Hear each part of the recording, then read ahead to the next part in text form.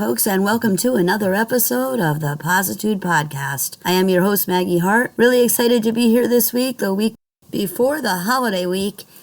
There is so much going on energetically across the planet. I wonder if some of you are picking up on some of the same types of things that I am. Hopefully, everybody, of course, seems to be more cordial and more in the quote-unquote Christmas spirit, a little more pleasant maybe than normal. There is still the stress and the anxiety that, notably when you go to stores and shopping malls and things like that, I'm sure that it's much more prevalent. But overall, I do see more of a feeling of calmness and peace this season than I have in quite some time. We did kind of touch on that a little bit last week, but I feel like people are a little bit more chill overall than they have been, at least as the holiday season approaches. How long-lived that's going to be remains to be seen. We'll have to play that one by ear. But even though the majority of people, at least those that I've interacted with, seem to be in somewhat of a better mood and in a better frame of mind, a better spirit, looking actually forward to the holidays this year, there seems to be an energy of the truth coming out, or people that are phony being exposed, people that are not good people being exposed. At least that's been my experience this past week.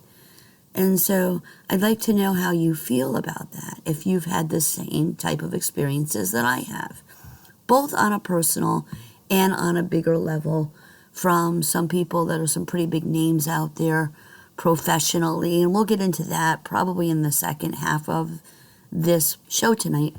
But I distinctly, around me, and as a result of some things that are going on the internet, have picked up a feeling and a spirit of people being called out for lying, bad people being called out, people having to confront maybe some of the things that they've done that they're embarrassed or ashamed about, or maybe not even embarrassed or ashamed about. Maybe they've done what they've done and now they're trying to do whatever they can to scramble to cover themselves and avoid being foreseen or totally desecrated as a folly, as a farce, as a false prophet, as a bad person, as a grifter.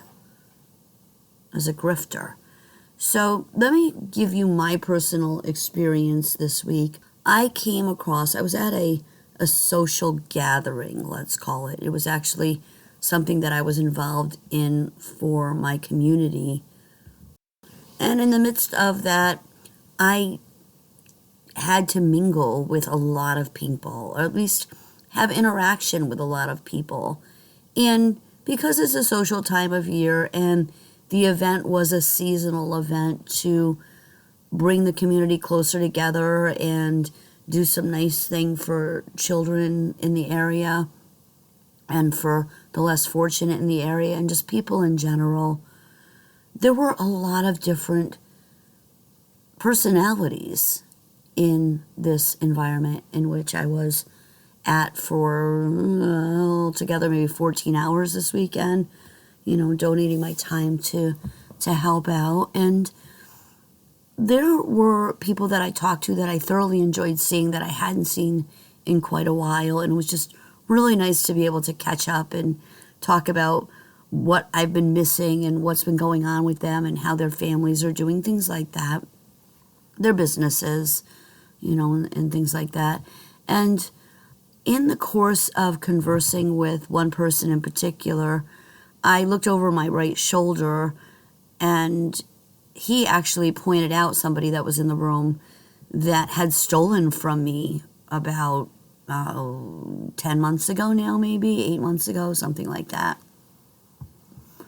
as a relative of his. And I knew that they were related, but I know that this person is a really good person. So I don't take it personally because I know that he's a good person. It's just that his family doesn't have the same, well, some of his family at least doesn't have the same morals and values that he seems to uphold. He seems like a really straightforward, honest personality, but unfortunately for him, and I'm sure he's aware of it, he's a pretty smart guy, he's got some family members that are kind of shady. So he pointed this person out to me. When I turned and looked over my shoulder, that person, who happened to be a female, just kind of backed out of the room slowly, which my spidey senses kicked in, and I thought, I wonder if her mom is here too. And her mom and she were the two that had stolen a couple of items from me. So I felt like she was around, but I didn't actually see her. And then several hours went past, and lo and behold, here comes the mom.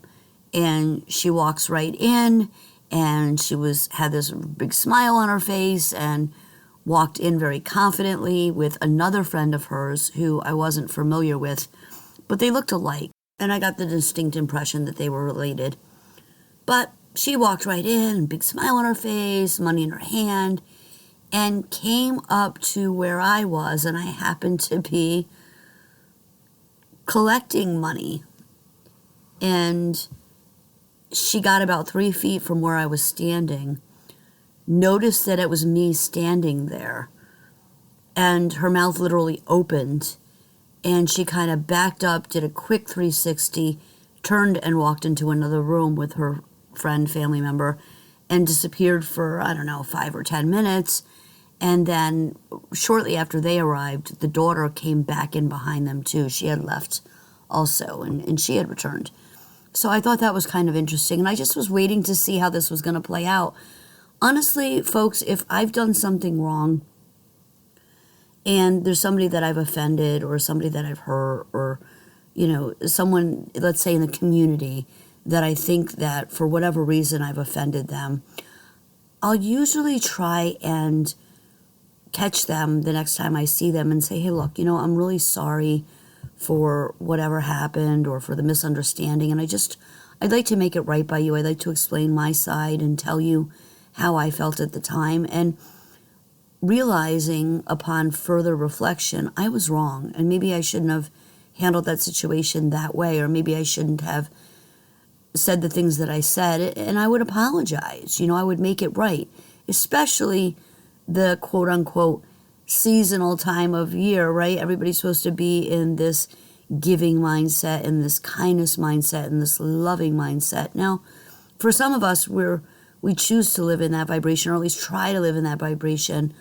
all of the time, but especially at this time of year. So that's how I would have handled it.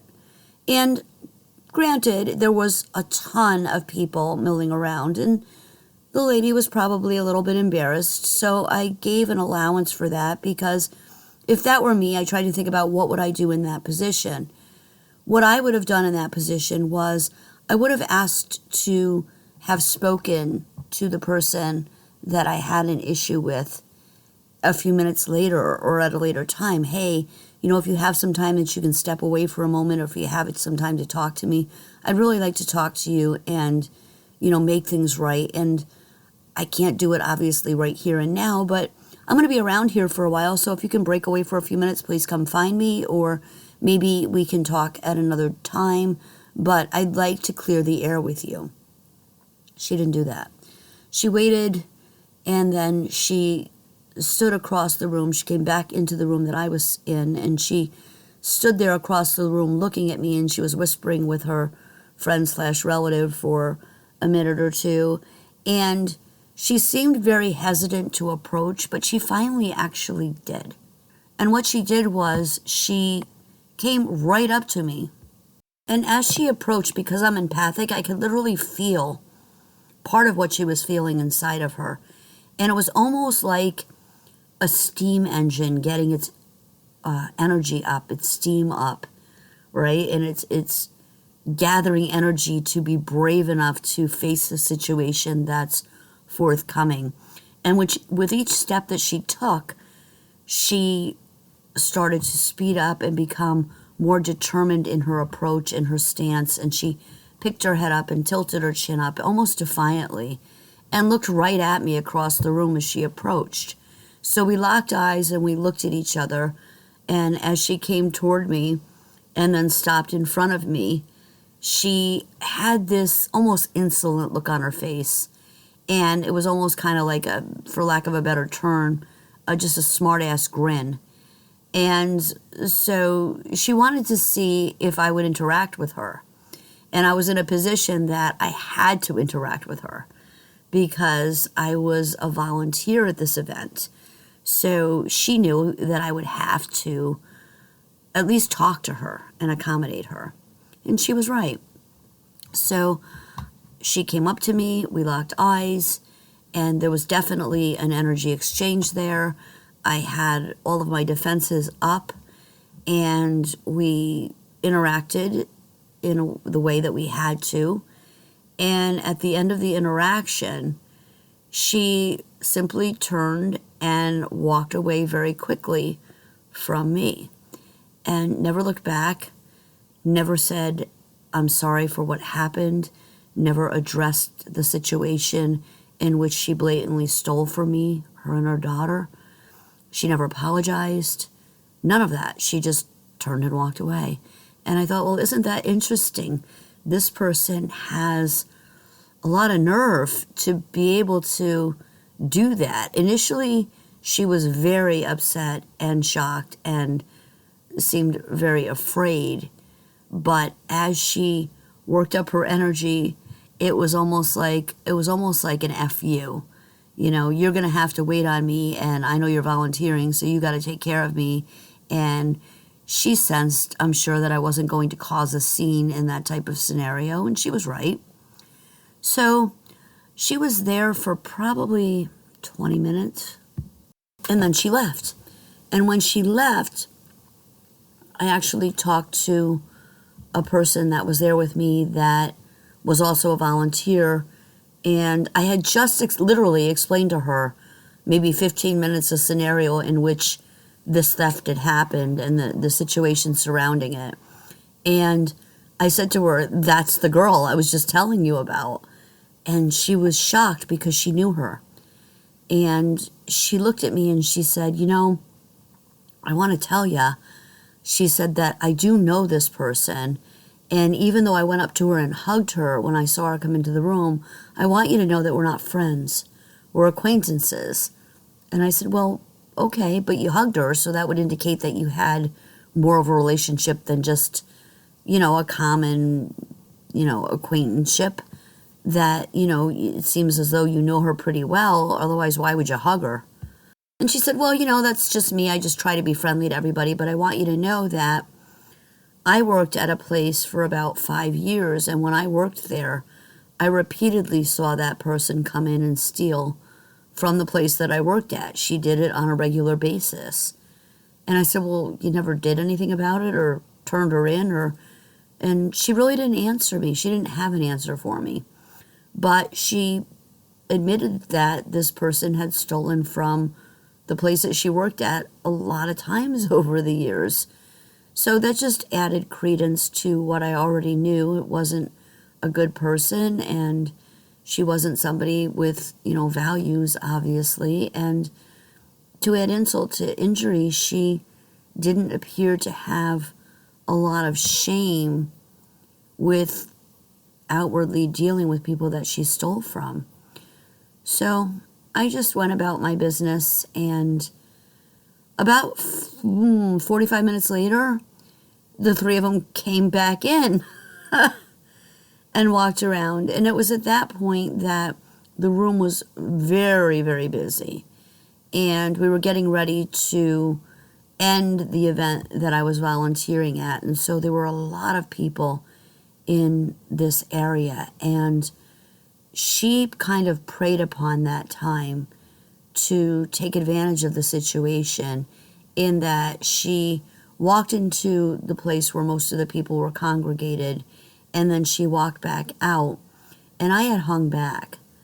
And when she walked back out, I noticed that she was going around to other rooms, and she was examining and looking at things, and she was all by herself, that possibly she could have taken and put into her pockets.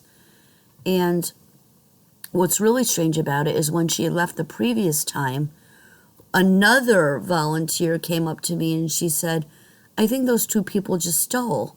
And I said, well, why would you think that? And she said, well, when they walked in, they were walking, pretty confidently and open-armed.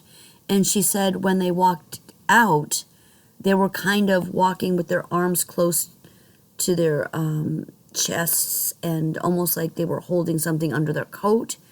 And the one girl was walking like leaning to the left, like she was hanging on to something on her left side under her coat. So I was just like, wow, this is crazy. So they must have emptied whatever it was they had taken, and then they came back in probably for more stuff.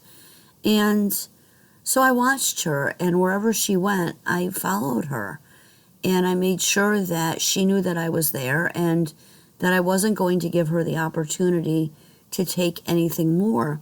And the sad part about this was it was a holiday event, so the things that were in the rooms were things that were people were going to have raffled off that they were going to win, and there were gifts and things that were going to people that either needed them or just won them, really deserved them, but they weren't just up for grabs, not something that you could just walk in and take off the table and leave.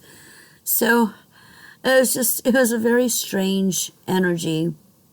But she noticed that I was watching her, and so every time she went to a different area, she'd turn around and she would see me either standing in the doorway or standing behind her or standing to the left of or the right of her, observing her.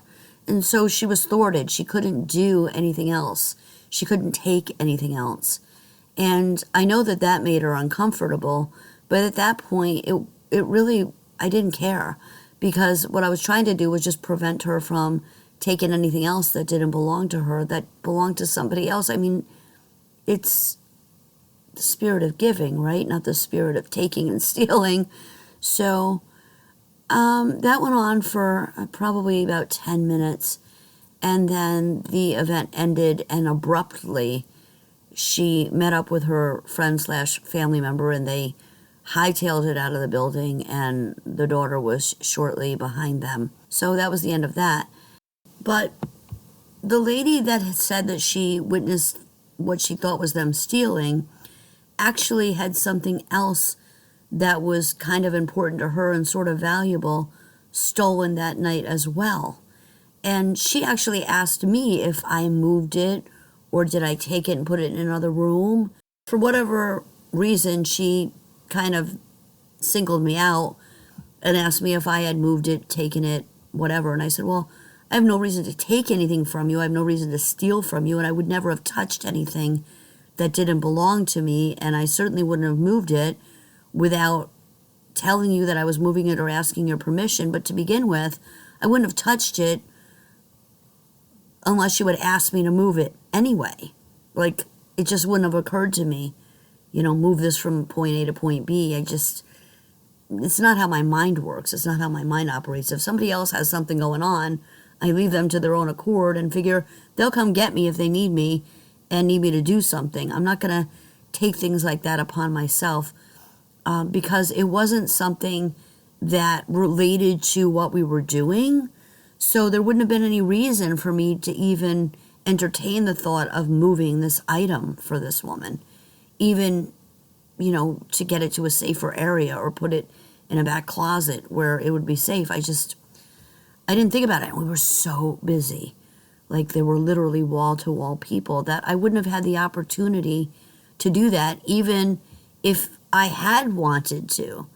So we talked about that, and she didn't find her article, at least at the end of the night, and there was some talk that maybe somebody else had brought it home for her so that it didn't get lost or stolen, and she was trying to contact that woman to see if maybe that woman took the item home for her. I don't know what happened with that. I saw her this morning, and as of this morning, the lady that she had emailed or texted hadn't gotten back to her, so it remained a mystery, at least as of this morning, as to whether or not it had been taken home to a safe place or it had been stolen probably by this group of women that now I found out, notably, steal, I guess, on a pretty regular basis. So we'll have to wait and see with that. But I was pretty insulted with the fact that I was even approached by that, because these are people that have known me for a really long time. And I just feel like the energy had shifted somewhat. And everybody was kind of almost suspicious at that point because some things had been taken. And because she had witnessed someone else taking things. And then something of hers turned up missing. So I guess when we're upset, we can jump to conclusions or make up our own assumptions as to what we think may have happened. And I can understand that. I'm hoping that she gets her articles back and that it all works out for her. But I was a little put off by the question to begin with. But today, and at the end of the evening as well, and today everything seemed to be back to normal. So I'm sure it was just an upsetting time for her. It was something that she really valued and it was missing. And she was probably just trying to cover all of her bases. So I have to take that into account. And these are times that, we're supposed to be a little more forgiving and try to understand the other person's perspective and where they're coming from and try and have a little bit of grace. And so I think I handled myself pretty well. And I hope that I projected the energy that I just wanted her to find her item. And I was very sorry that this had happened to her, especially during this time of year when we're supposed to all be in love and kindness and sharing and giving. And I think that that was a successful attempt. Now, I could have handled that a different way. I could have gotten defensive or gotten mean and said, why are you asking me? Or this sounds like an accusation, or taken that down a whole different road. But it only would have exacerbated the situation and it wouldn't have gone anywhere positively anyway. So I just handled it the best way that I knew how and let it go. And I pray and I hope that she finds her item and that everything gets resolved and that she can be happy again knowing that it's back in her possession. So we hope for these good things for people, right? We hope for what's best for everybody, and we hope that everybody's happy, and we want to see them being joyful. And especially as a volunteer in this type of situation, here's someone that's doing something nice for others and spending her own time, countless hours, preparing for this event to do something nice for others. So you want to see people like that rewarded for their good efforts, and you want them to feel good about what they've done and proud of their accomplishments. And I tried to reiterate that with her and tell her what a beautiful job she did and how nice she looked and all of that, and try and make her feel better, especially with the transgression that she had suffered. But we're living in a time, in an era where unfortunately a lot of people can't be trusted, and there is a lot of thievery and debauchery that's going on, and there's a lot of dishonesty going on. And even though it is the holiday season, I feel that, especially maybe because it is the holiday season, we're even more so maybe under attack, because we're wanting to maintain that energy of love and positivity and happiness, and we're getting these barbs thrown at us, right, to kind of distract us from the people that we truly want to be, the people that we aspire to be. And so it even further solidifies my theory that I talked about a little bit last week, that some of us are under attack, and maybe those of us who are trying to follow the right way in general and do nice things for others are under attack, so that we don't, we say, okay, that's it, I did this event, or I got stolen from several months ago, and you know what, I'm never going to do anything nice for anybody else again, I'm done. I'm not going to volunteer anymore. I'm not going to help other people. I'm not going to do good deeds, because when I try, something gets stolen from me, or something gets taken from me, or I'm treated disrespectfully. So just something to think about there is, in these trying times, it's more of a challenge, but it's even more important, I feel, to maintain the higher road and do things with maybe grace and dignity that we didn't exemplify before, because we're working even harder to be better people.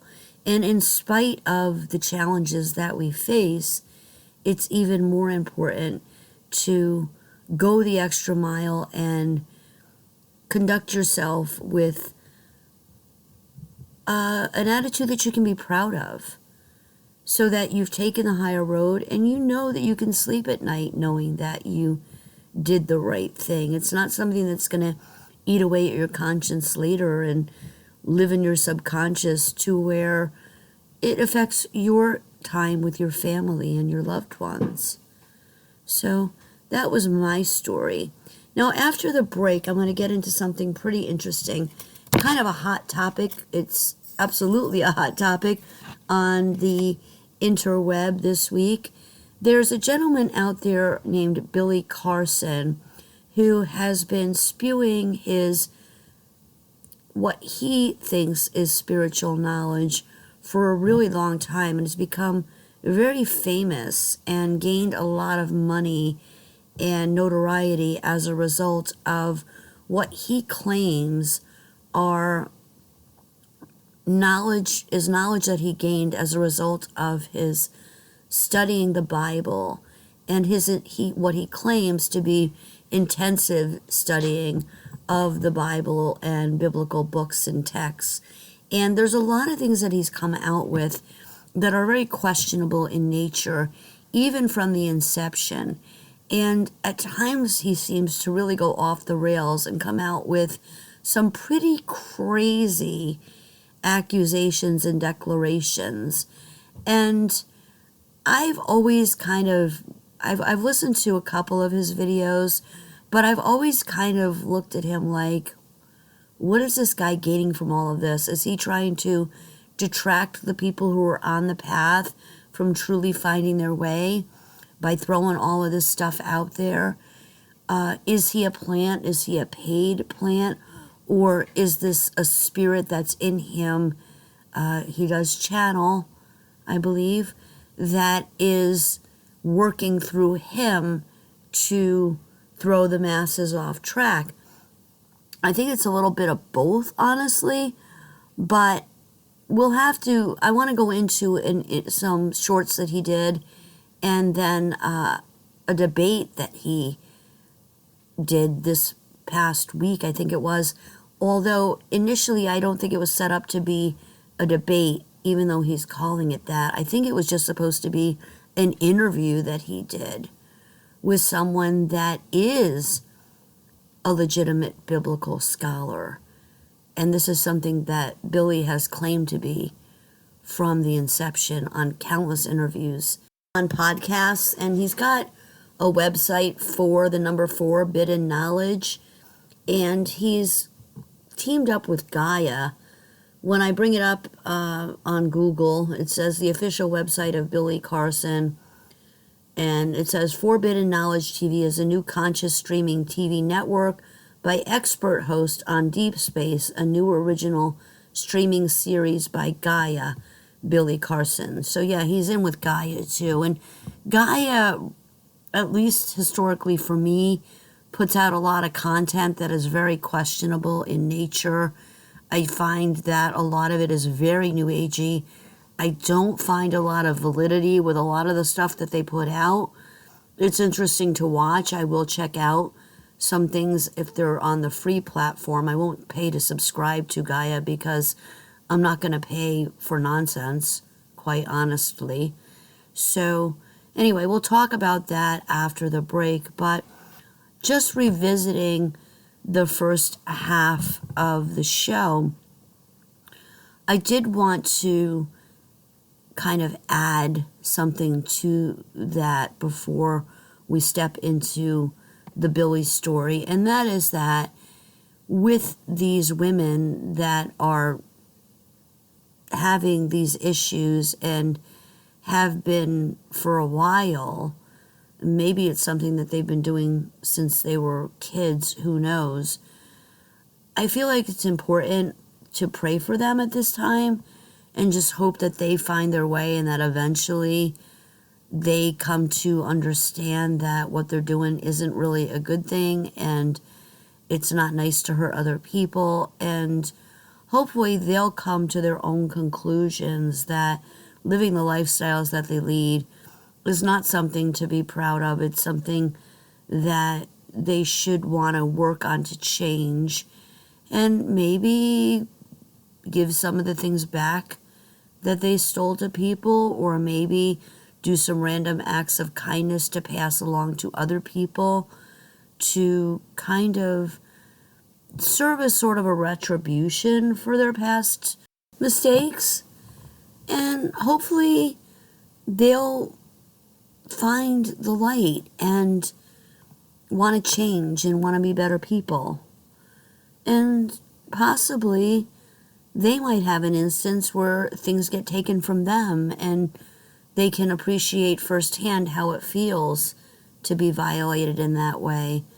Maybe it'll bring them full circle, right? And they'll understand that what they've done really wasn't the best way to live and maybe change, right? So that's one of the things with the quote-unquote holiday season that we can hope for and pray for, is that people who have lived these different lifestyles before see the errors of their ways and change and want to become better people.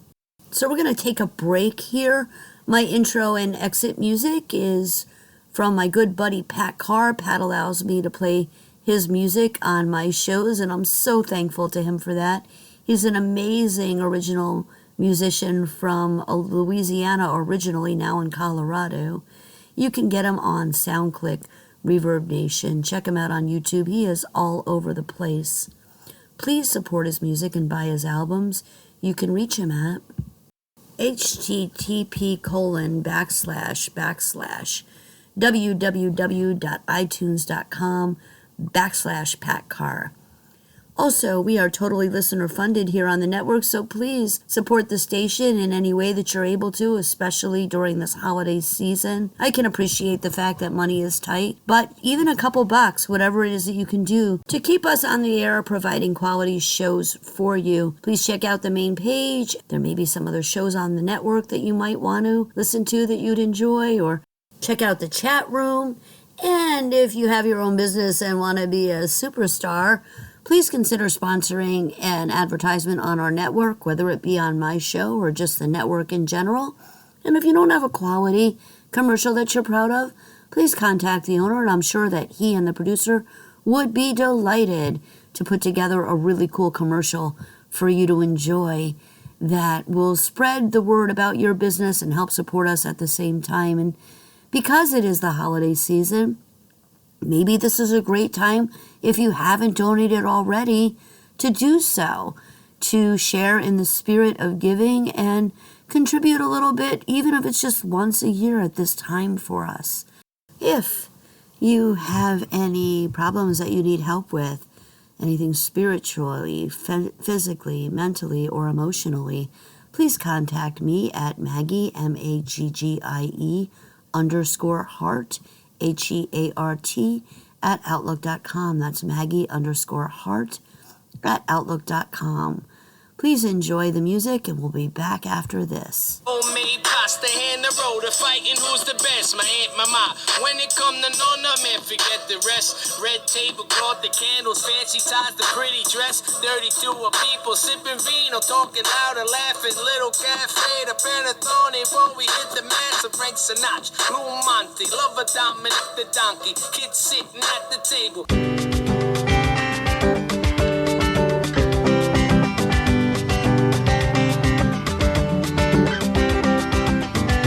There she was, a better girl I've never known. She took my hand, showed me love I was never shown. My eyes were open to a brand new world I could have conquered worlds with just bare hands. Do I love her? Oh, so much I feel so strong inside Alaska. Be my wife and we will live forever and a day.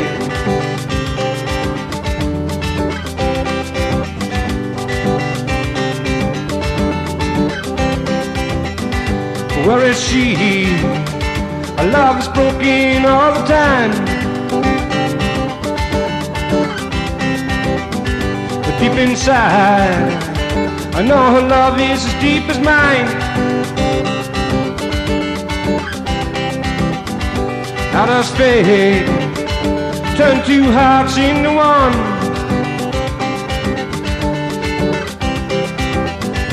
One day soon, I know our battles will be won. My eyes were open to a brand new world I could have conquered worlds with just bare hands.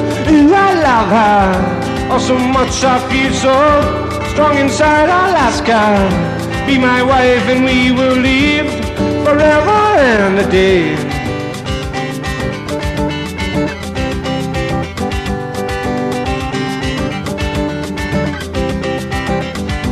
Future brings no whisper of life as it would be. But I do know my only goal in life is she. So listen girl, we know our first few years will be rough, but I think you know that our love will be enough. My eyes were open to a brand new world I could have conquered worlds with just bare hands. Ooh, I love her, oh so much I feel so strong inside Alaska. Be my wife and we will live forever and a day.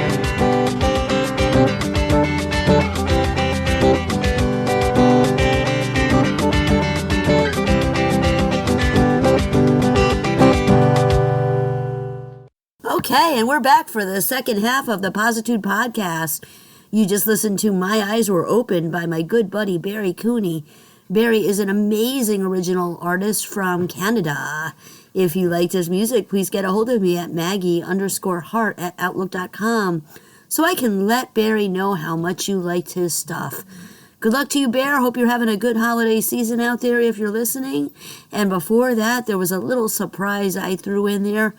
Kind of like that soft, gooey center of a warm holiday cookie. Just kind of bite into it, and it's kind of oozy, goozy, drippy, good for you, sugary, sweet. That was kind of a funny Italian song. But anyway, I just wanted to share with you a little bit of my heritage for the holiday season.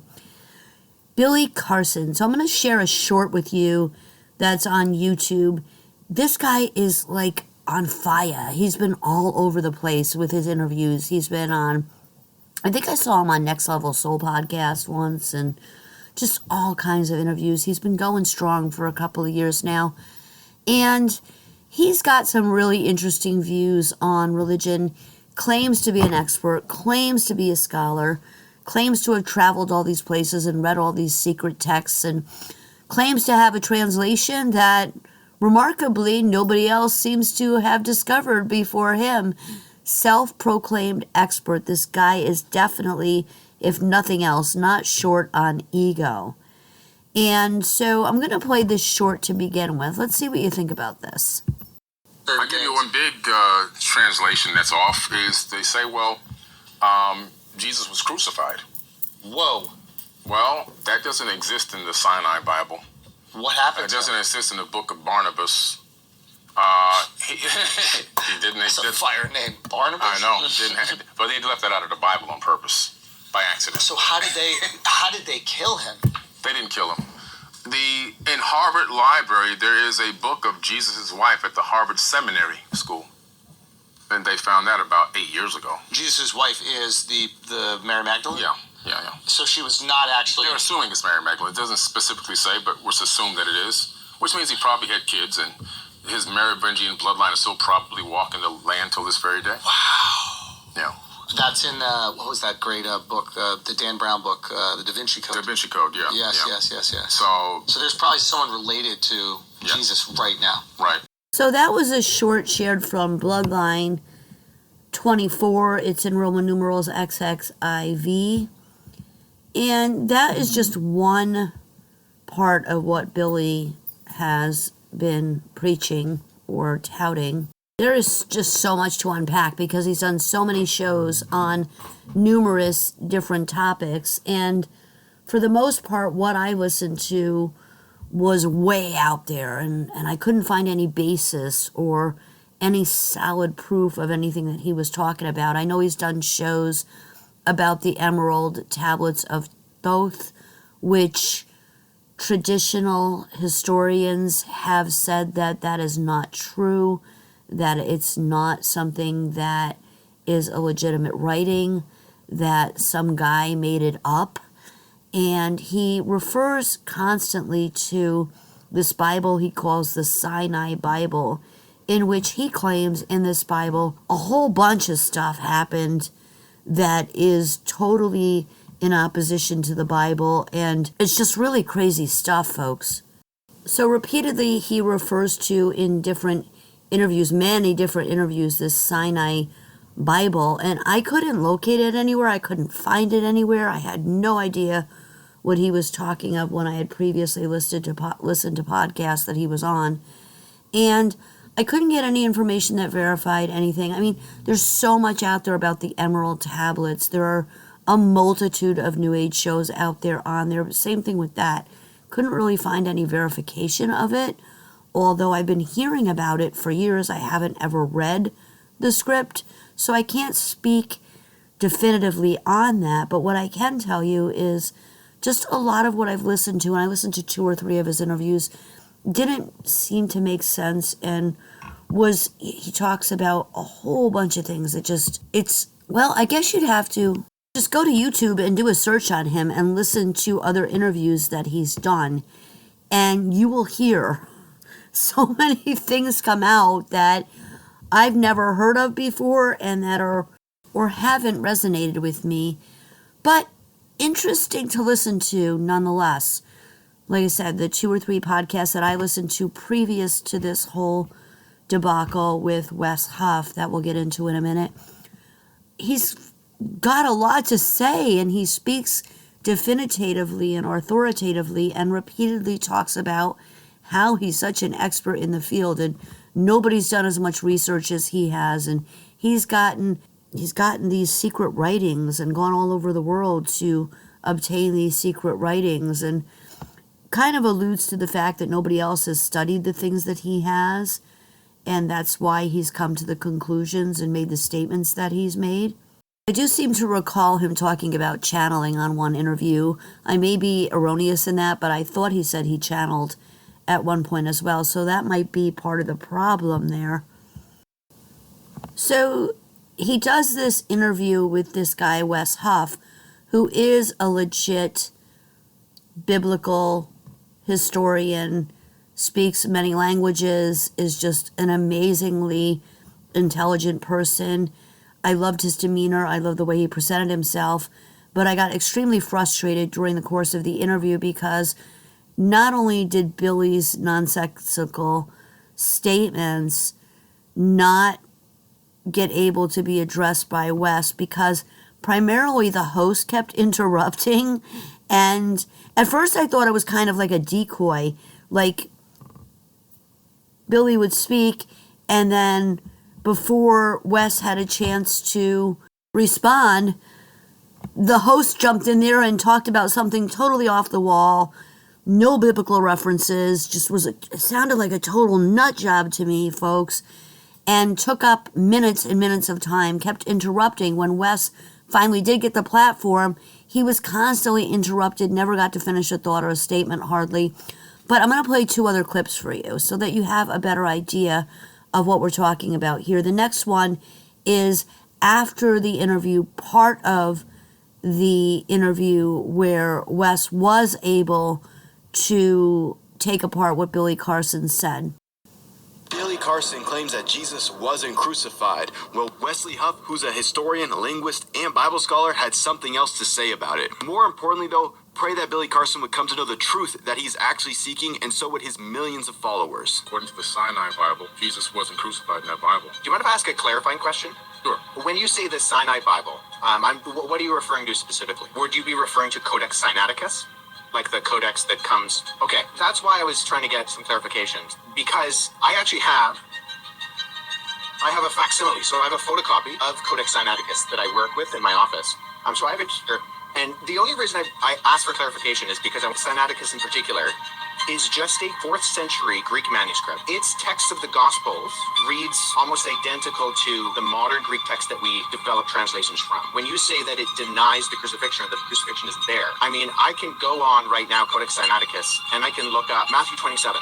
Where it has Jesus being crucified, and that's in Codex Sinaiticus, or John 19, or any of the other ones. So my confusion is that it doesn't read any differently. Where was that piece I found discovered? the text where I was referencing, actually, I was misquoted. I misquoted there. It's the Gospel of Barnabas. Never got crucified. As a matter of fact, the Sinai Bible, Jesus was crucified. Well, that doesn't exist in the Sinai Bible. The Sinai Bible. The Sinai Bible, but then you go to the Sinai Bible, in the Sinai Bible, and the Sinai Bible. According to the Sinai Bible, Jesus wasn't crucified in that Bible.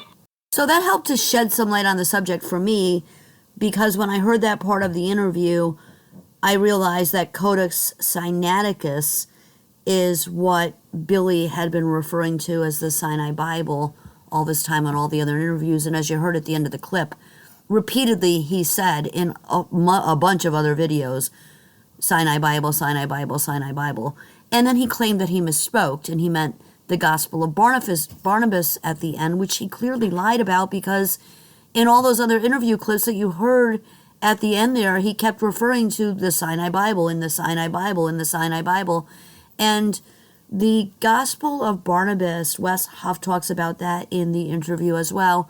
And that also was totally proven to be fake. And Billy constantly refers to that gospel as well, both on this interview and then in other interviews. The interview in its entirety, by the way, is on Wes Huff's channel. It's WESHUFF.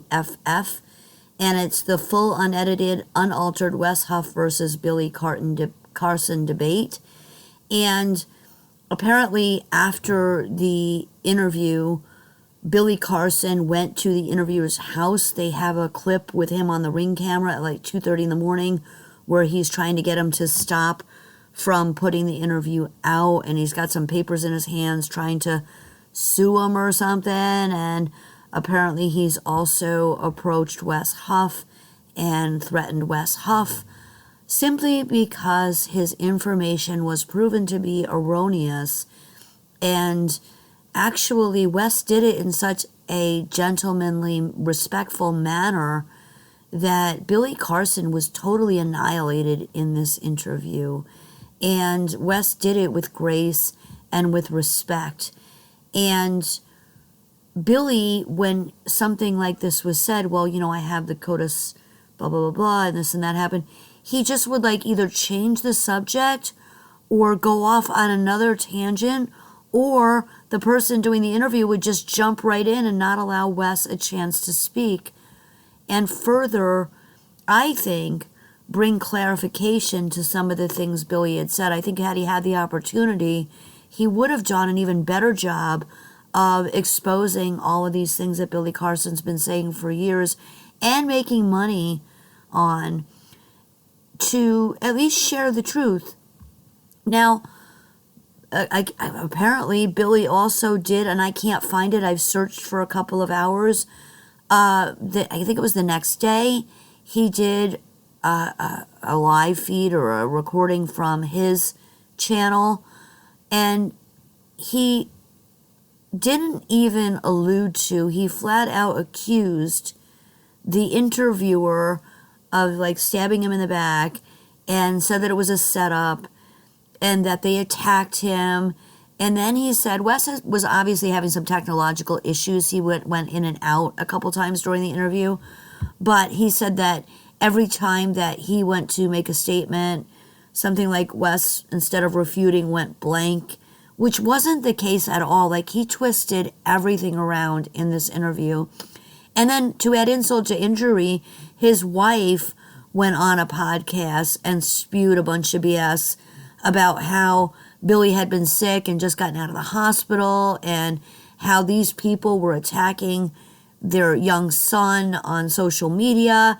I just don't get the impression that Wes Huff would do something like that. He seems like a pretty stand-up, professional individual.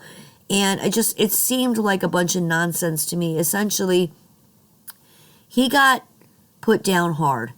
He got showed in front of millions of people. I think the interview is now up to thousands of people, 858,000 views, and it only came out 6 days ago. So hundreds of thousands of people have seen this, and they're realizing that Billy Carson, someone that they may have followed for years and listened to his information about the lost years of Jesus and the book of Mary Magdalene, but he doesn't call it the book of Mary Magdalene, and all these other things that he's been talking about and doing definitive, authoritative interviews on for years is all hogwash. There's no basis to it. So I also saw a video that Billy Carson's going crazy, deleting other videos on his channel. It's just a mess.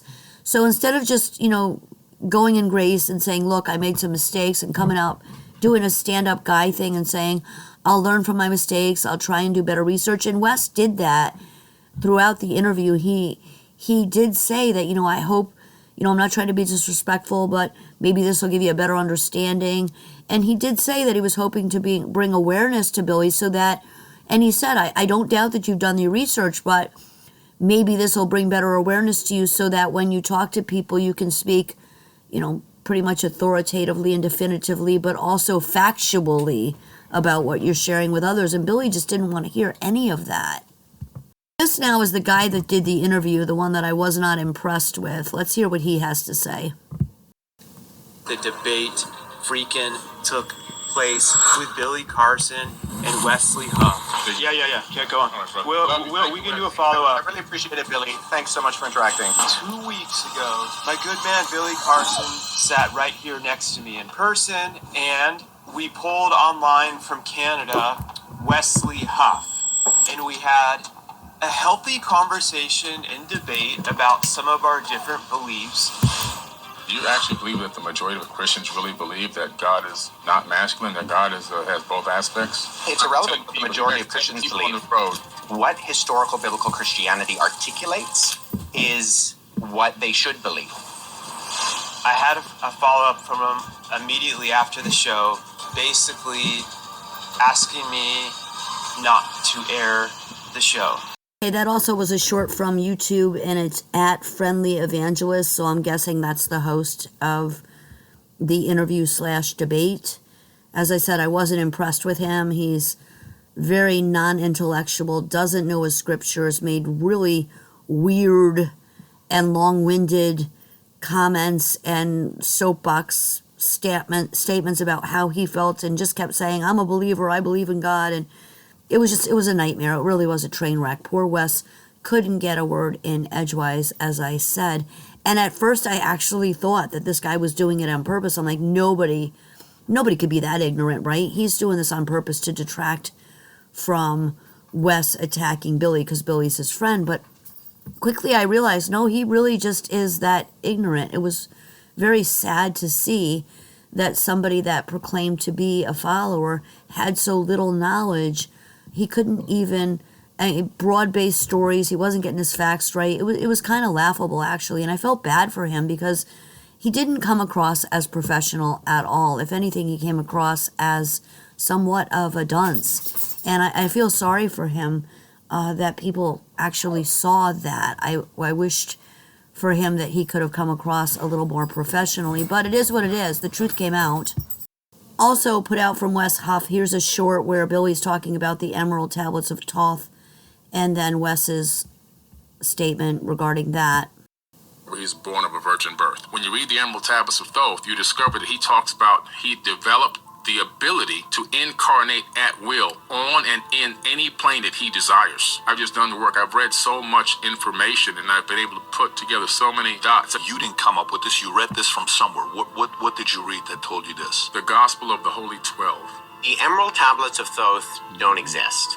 In 1925, a man named Maurice Doreal claimed to have gone to the Great Pyramids in Giza and discovered an artifact that he called the Emerald Tablets of Thoth. And then he produced a translation of the said document. But Doreal never actually produced any evidence of any tablets, merely told people he did. Sure, you can go on Amazon and buy a supposed translation of the Emerald Tablets of Thoth. But you're just reading what Doreal made up. No archaeologist or Egyptologist today thinks there is any artifact called the Emerald Tablets of Thoth. The Gospel of the Holy 12 is also a forged document. Okay, so that was a video that Wes Huff put out, I'm guessing after the interview to further clarify and also take down Billy's statements about the Tablets of Thoth. So, and then there's this final video that Wes put out. It's about a minute long. It's called Billy Carson Lost to Me in a Debate and is Now Suing Me. Is attempting to sue me. For those of you who don't know, I was invited to interact with Billy on a podcast that he agreed to come on. It was not his podcast, where he was notified beforehand who I was and what we'd be talking about. After that debate took place, Billy attempted to suppress the footage. That didn't really work. I've released clips from that conversation. Well, Billy does not want you to see those clips and has sent me a cease and desist letter. I was really hoping that this could be an opportunity for Billy to learn, to see the major errors that he's been repeating and turn this into a learning experience. I even offered to follow up with Billy in order to show him how and where he could find accurate and credible resources in order to make sure that what he was saying was verifiably correct going forward in the future, so he and his audience could learn and proceed knowledgeably. Billy did not agree, but unfortunately for Billy, agreeing to a debate, losing that debate, and feeling embarrassed about that loss does not constitute legitimate grounds to litigate. Billy, I will agree to all the terms and conditions of the cease and desist letter that you have sent me if you agree to run it back, sit down with me in person, and have another discussion. This is my formal response.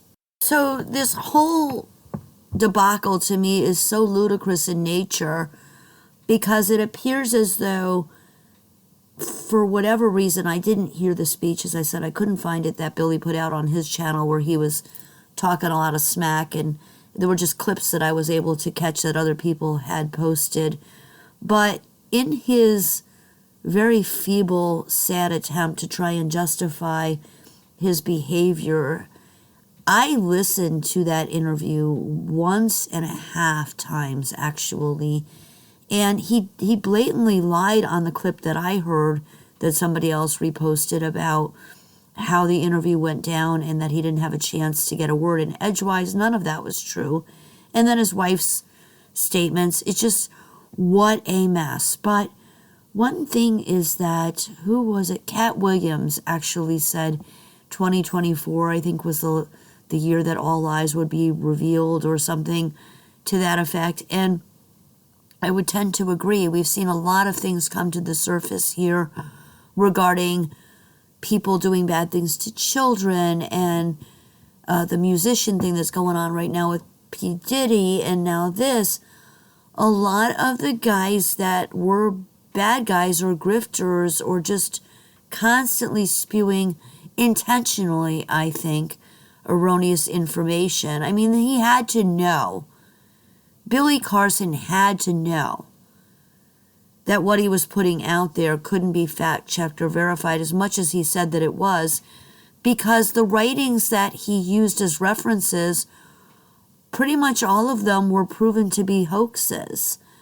So truth is coming to light, and that's a good thing. I just wish that he could have handled this a lot more professionally and more as a man, in my opinion, but it just showed him up in a much worse light, and he is losing followers by the veritable boatloads.